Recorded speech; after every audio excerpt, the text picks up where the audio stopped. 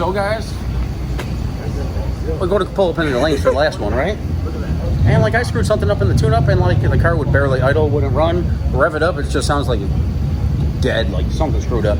So I throw in some random tune-up in it just to drive it up the lanes, and I come up with another tune-up real quick as we were fourth pair. Yeah. As third pair was making their pass, I'm like in there like scrambling, freaking coming up with the tune-up, and we probably just made one of the fastest places I've ever seen. So, boom! All on a whim. Sometimes you can't overthink it.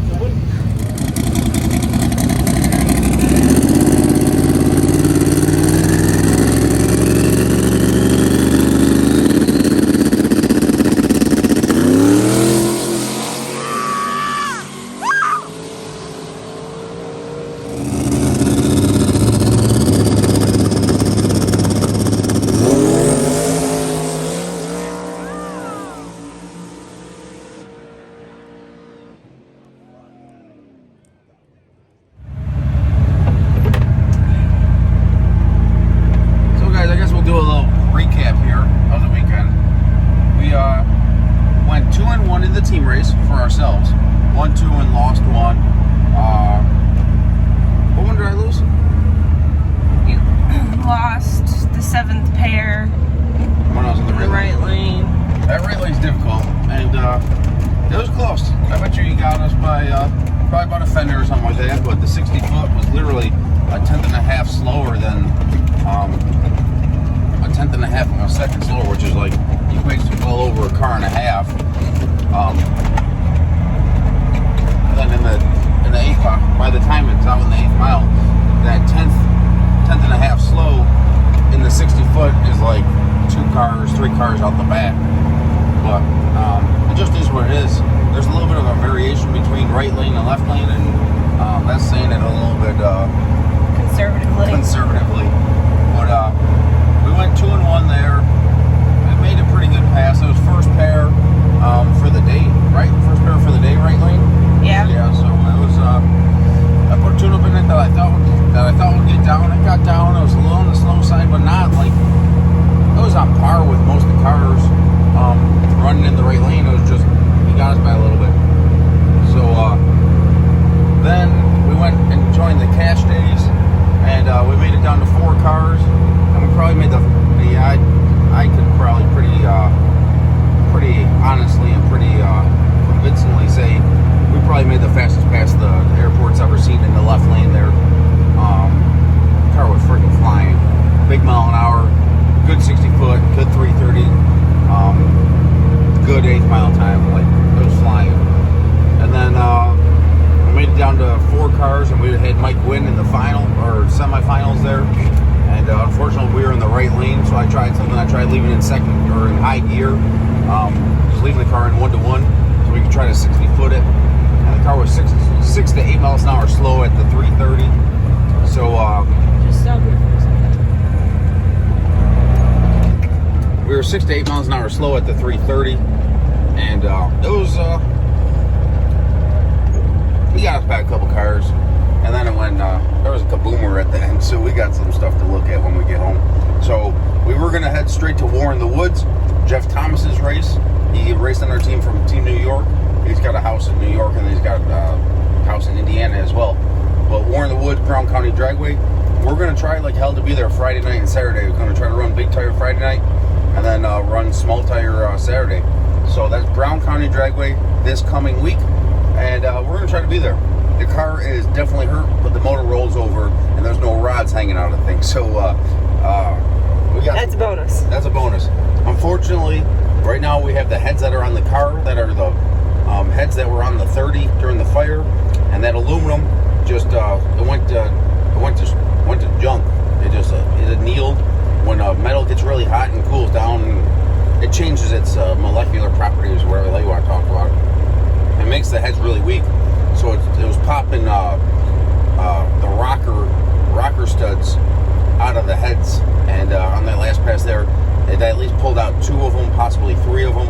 I haven't pulled the valve covers off yet, but we got it all prepped, so as soon as I get home, we're back up into my mom's driveway, we can plug this thing in and get the valve covers off and start assessing the thing.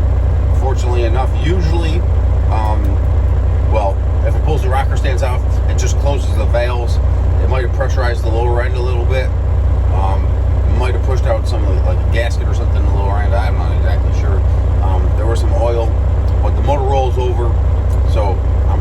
confident it didn't break a rod or nothing like that. But and looking at the data log on the Holley system, the Holley FI system, my crank trigger / RPM signal, it doesn't just drop off. It has a nice gradual slope down to about 2,000 RPM when I click the ignition off after I heard the noise. Probably about 500 foot, 550 foot. So that's good news. If your RPM goes from like 8,000 to 0, like within a quarter second, you got problems. But it had a nice gradual slope down. So the motor's definitely not happy. We kind of tried to start it. We rolled it over for about, I don't know, 10-15 seconds with the ignition on. It didn't light off, but that's not completely abnormal since there's a couple of rocker studs that are ripped out of it, which means it's probably on 5 cylinders, and it's not easy to start a car on 5 cylinders when it's a V8. So that's probably the reason why it didn't start. But we got to assess this thing, and I'm probably going to have to order up a camshaft Monday morning. Get a turbo cam back in this thing because it's hard on valve train stuff, and I can't necessarily blame the valve train or the camshaft for the issues we've been having the last couple weeks with the valve train. Just having those burnt up heads on the car, it's just weak.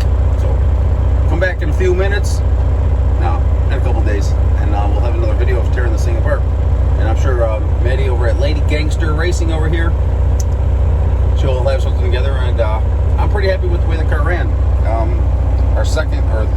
Our third last pass, it made a hell of a lick, and then the last full pass we made in the left lane was just, the car was freaking flying. Like, it impressed the hell out of me, and I thought it would do it, and it did it, and that's a good place to be. So right now we're gonna start heading back towards New York to my mom's driveway, camp out there. But I think we're gonna get some Maddy, some Texas Roadhouse rolls, get me some sweet tea, and yeah, have a little bit of fun.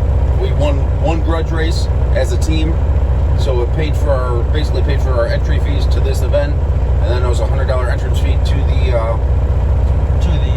CashDays deal, and we made it down to 4 cars. And I knew entering the race that it was going to come down to, it was more than likely going to come down to lane choice, right and left lane for the final 4 to 6 cars. You know, and there was 31 cars in the CashDays deal, and I figured right lane or left lane we could probably get through 2 or 3 rounds, right lane or left lane.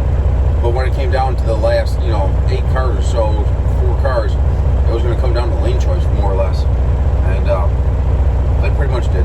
I think left lane won the last three rounds basically, besides maybe one screw up or something like that, just a fluke. But back on the road. So you guys keep on hustling. Thank you for liking and subscribing to the Hustlin Horsepower channel and Lady Gangster Racing over here. I was hoping to let her get some passes in today, yesterday, but we felt pretty confident we had a car that could have won the CashDays deal. You have a good day. Oh, of course. You as well. Thank you. So I was pretty confident we had a car, and like this surface is kind of sketchy, and she doesn't have the full experience yet, and the car was freaking flying. It was like she's been well into the 5s, and we were going quite a bit faster than that. So we were like not 5.0. I didn't go 5.0, but we didn't go 5.0 either. We were flying, I'll tell you that one. So on the road, we need to try to go fit through this little friggin' dinky friggin' 8.5 foot wide bridge here with a friggin' 8 foot